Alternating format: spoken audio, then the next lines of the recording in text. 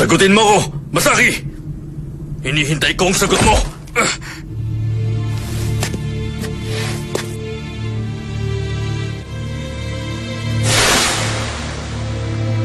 Talaga bang kailangan mong umalis? Oo. Yun ang pinakamabuting gawin. Ang maghiwalay na kami ng landas ni Ginji. Pero, ikaw ang nagpalaki sa kanya, hindi ba? Oo. Nasubaybayan ko ang bawat yugto ng buhay niya. Higit kanino man ako nakakaintindi ng kapangyarihan niya. Alam kong kapag ginamit niya yun, kaya niyang pamunuan ng Mughal City. At makakalikha siya ng isang tahimik at mapayapang mundo. Hindi yun maalis sa isip ko. Hindi ko alam kung naaakit lang ako sa kapangyarihan niya o gusto ko yung gamitin. Pero dahil doon parang sinira ko na rin ang pagtitiwala niya. At hindi ko mapapatawad ang sarili ko. Mukhang desidido ka na. Anong balak mo? Binabala kong imbestigahan ang Mughal City mula sa labas. Baka sakaling makatulong kay Ginji ang malalaman ko. At gumaan ang konsensya ko dahil sa pagkakaroon ko ng masamang hangarin. Masaki, ikaw na ang bahala kay Ginji.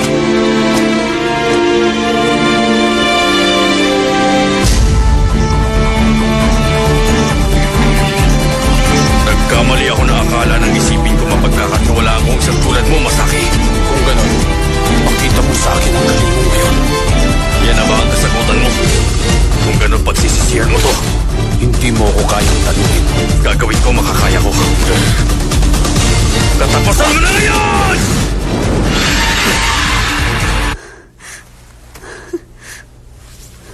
Napakainit pa rin niya. Heaven, heto pa. Gamitin mo. Salamat, Natsumi. Pakibandayin mo muna si Sakura para sa akin. Sige.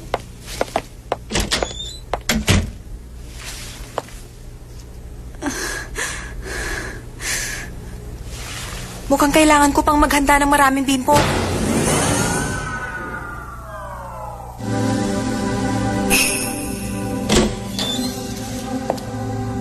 Totoo ba tong nakikita ko? Sa palagay ko, dumating na ang tamang oras para gamitin natin ito. Hindi ko inaasahang may ganito kang kagamitan dito sa basement. Alam mo, meron kasing nangyari noon. At mukhang kailangan na natin itong gamitin ngayon. Sa tingin ko, tama na to. Ha? Nasaan siya? Huh? Sakura? Heaven, maaari ba nating subukang kontakin si Makobex?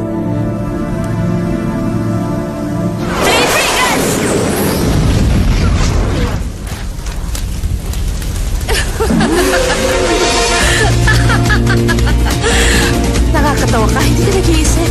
Ako pa ang ginamitan mo ng flame attack. Apoy din ang ginagamit ko. Galit ako sa lahat ng babae na kapaligid kay Thunder Emperor. Dahil walang ibang magmamay-ali sa kanya, kundi... Sandali lang! Nagkakamali ka ng akala. Wala naman akong anumang mahimik ka! Ako lamang ang nag-iisang babae para kay Thunder Emperor. Yun ang nakatadhana. Pasensya ka na kung kailangan ko lagyan ng flame mark ang katawan mo.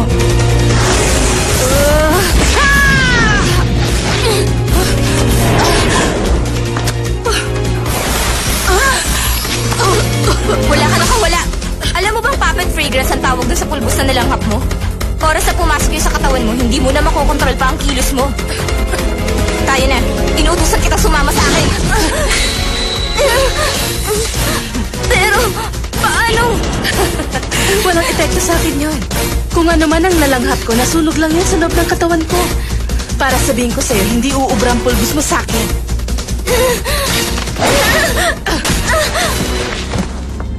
Alam mo, sinasayang mo lang ang oras ko. Wala kang laban sa akin.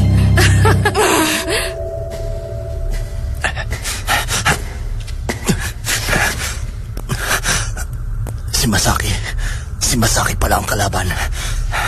Kailangan ko yung sabihin sa kanila.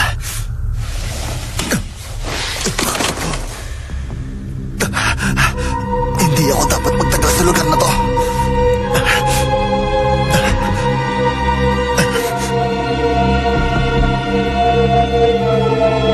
Madoka, bigyan mo ako ng lakas.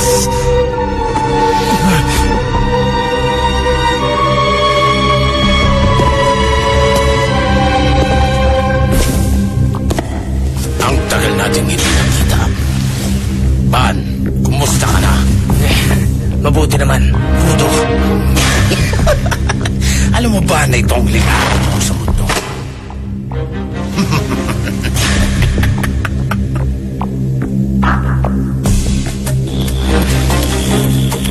Nasaan ako ngayon? Kahanga-hanga. Ang bilis kong nagkamali. Kagami. Ano?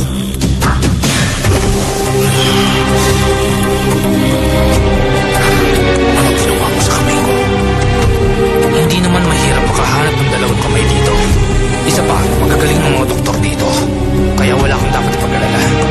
Matagumpay ang operasyon. Hindi ko hiniling sa'yo ang bagay dito. Pero matagal mo na yung inaasar, di ba? Inaasar mo? Paano mo nalaman? Sabihin mo, bakit mo ito ginawa? Ang totoo, taga-masid lang ako. Nakamasid? Makinig ka. Gusto ko makita kung paano magseryoso si Van. Hindi ko nakakalimutan ang minsan mo nang sinira ang kaliwang kamay ko. At hindi ko na yun hahayaang maulit pa. Van, tatalunin na kita sa pagkakataon ito!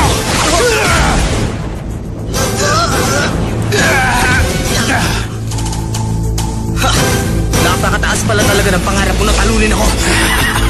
Tignan natin!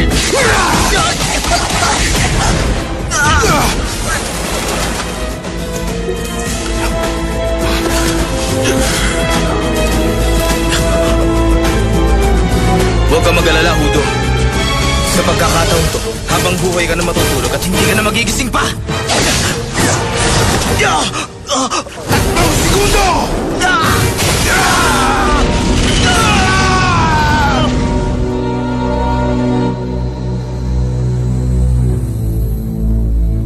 Kailangan kong gumawa ng paraan. Kailangan madala ko siya. Siya lang ang makakatanggal ng flame mark kay Sakura.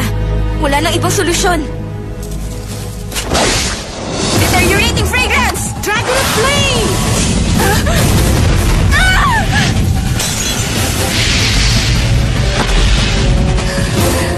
Sinabi ko naman sa'yo na hindi na uubra sa akin ang mga poison fragrances mo.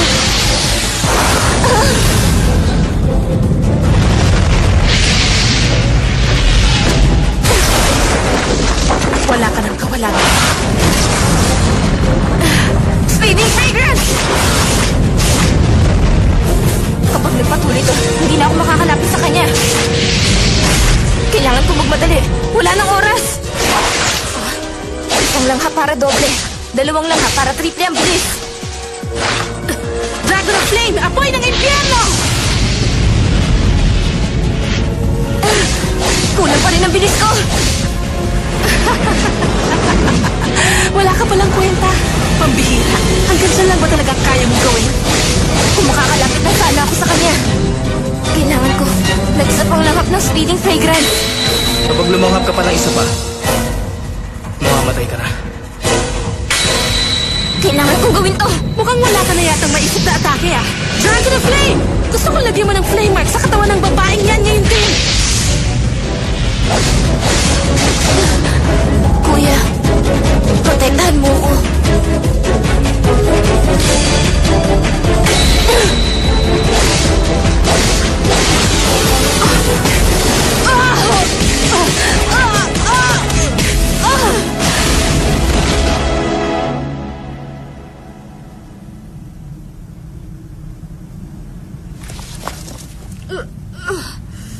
Mukha yatang natalo kita. Ngayon, gusto kong alisin mo na ang nilagay mong flame mark kay Sakura. Naiintindihan mo? O sige, panalo ka na. Ikaw ang nanalo ngayon sa laban nating dalawa. Pero huwag kang mayabang. Dahil hindi ako magiging mabait sa'yo sa lahat ng oras.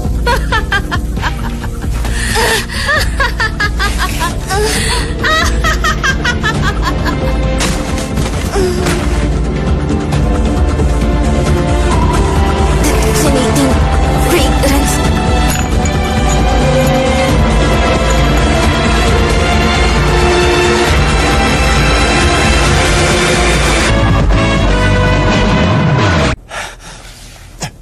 Pasensya na kayo.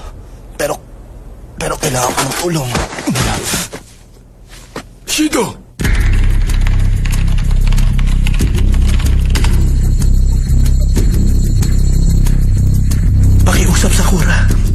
Tulungan mo ako ibigay ito kay Genji.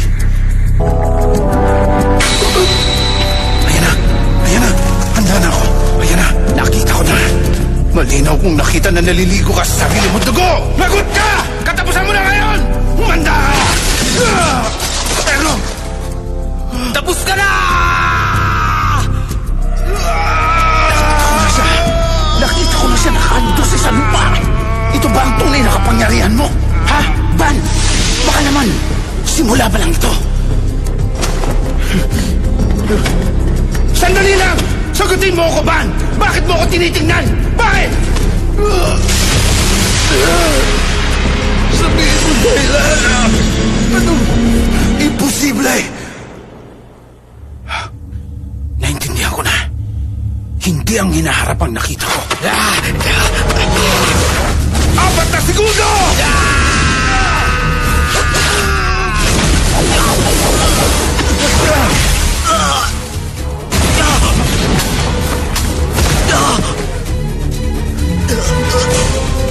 Pero talagang nakita ko yun.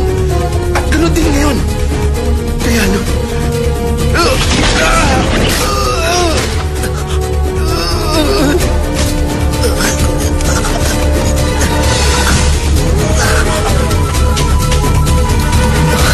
Baka naman, dahil lang to sa kanya.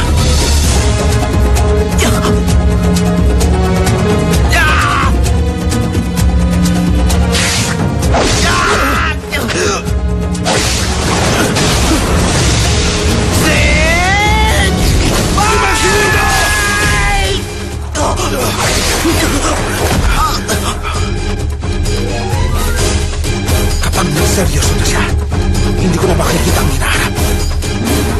Talaga naman, napaka-interesante ng lalaki nito.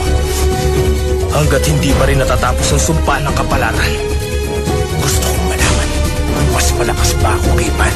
Gusto kong makita! Gusto kong makita! Hindi ka makakatakas sa panel ng mga mandagnas! Hindi niya ang katapusan mo, Ban!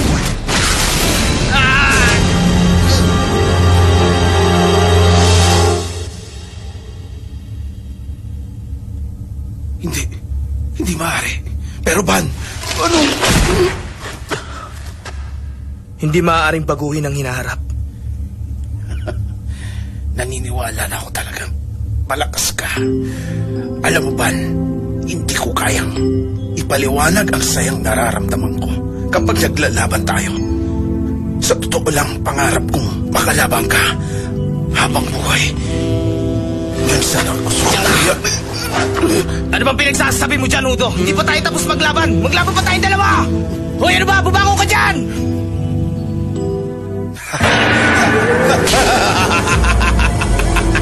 O bakit? Ano ba problema mo dyan? Haban! Makinig ka ba? Sasasabihin ko, hanggat hindi ko nagagawang hugin ang lahat ng mo sa buong katawan, hindi ako matatahimik. Gusto ko makita na hindi ka na humihinga. Yun ang pangarap ko sa buhay, Ban! Ano bang hinihintay mo? Gamitin mo na ang tunay mong kapangyarihan! Hindi ako naniniwala! Ngayon lang ang kaya mong gawin! Sige na, lumabang ka! Ipakita mo saan ang lakas mo!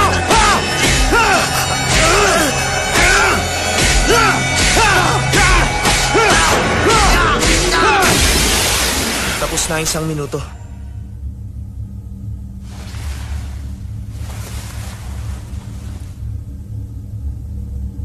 Nagustuhan mo sana ang panaginip mo. Mukhang ibang-iba to sa karaniwan mong ginagawa.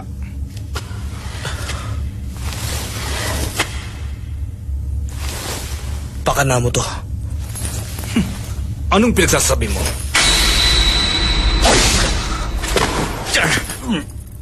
Huwag ka na magkaila! Sinadya mong ipagamot si Udo. At pagkatapos, inutusan mo siyang lumaban sa akin. Hindi ba sumagot ka? Huminaon ka lang ba? Nagkakamali ka. Ang totoo, taga-masid lang naman ako. Sinungaling ka. Kung ako sa'yo, hindi na ako magsasayang pa ng oras. Anong ibig mo sabihin? Nasa panganib kasi ngayon ang buhay ni Poison Lady. Kailangan mo nang magmadali.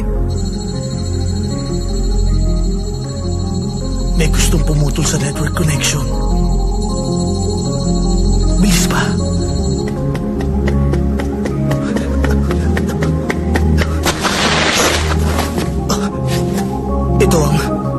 fragrance. Banda rito!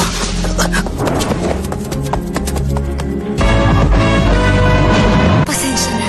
Nakalusot ang mensahe. Hayaan mo na yun. Basta ituloy mo lang yan. Ang mahalaga maputol na ang access nila sa labas ng Mugon City.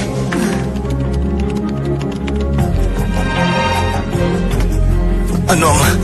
Gising ka na pala, Shido. Salamat po, Ginoong Jen. Maaayos na. Ilang tadyang din ang nabali sa'yo, Shido. Kaya kailangan mo ng mahabang pahinga. Huwag kang masyadong magkikilos dahil baka masugatan ang baga mo. Mas delikado yun. Tulungan niyo po ako! Masama po ang lagay ni Himiko. Gamutin niyo po siya pakiusap. Halika, ihiga mo muna dito sa kama si Himiko. Huwag kang mag-alala.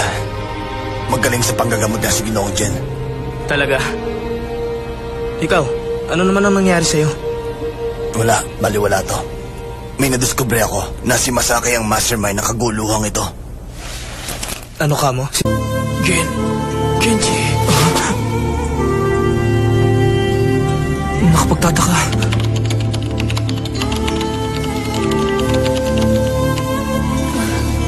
Sakura, hayaan mo nang kami ang gumawa niyan. Masama ang pakiramdam mo. Pagpahinga ka na doon, sige na. May email galing kay Makobex. Ano ang mensahe niya? Ang mastermind daw ay si Masaki. Ang sama niya. Trinaidor niya tayo. Nandito rin ang eksaktong location. Naku! Sakura! Natsumi, ihanda mo ang mahihiga niya. Yes, boss. Yan ang stock. Diyan sa lugar na yan ngayon nakakulong ang batang si Makobex. Nakikiusap sa atin na ibigay natin agad ang mapang ito kay Genji. Merong computer si Ginoong Jen. Sigurado akong pupunta si Genji sa klinika niya. Ang mabuti pa, doon na lang natin ipadala ang mapa. Sige, susubukan ko. Naku, lagot na. Hindi ako makakapasok sa Mugon City. Mukhang may taong na nadyang i-disconnect ang network. Paano pa natin may paparating kay Genji ang tungkol sa impormasyon ni Makobex? Alam ko na! May naisip akong paraan. Kung imposibleng makapasok sa network, bakit hindi na lang natin ihatid ang personal? Ban! Himiko! Nasaan ba kayong dalawa? Huwag niyo naman akong pagtaguan! Lumabas na kayo! Ban! Ban! Salamat, Ban! Huwag niyo naman ako tinatakot! Teka. Naku, mali pala ako!